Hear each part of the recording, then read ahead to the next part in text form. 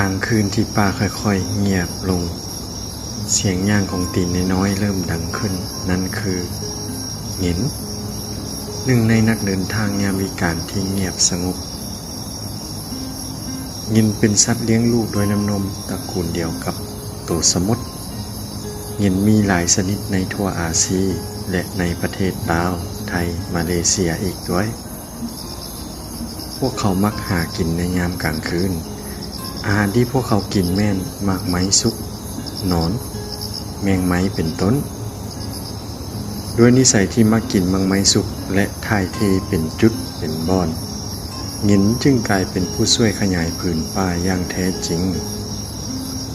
ถึงหงินจะบ่ค่อยพบเห็นหลายแล้วก็ตามถึงอย่างใดพวกเขาก็คือส่วนหนึ่งของวงจรชีวิตในผืนป่า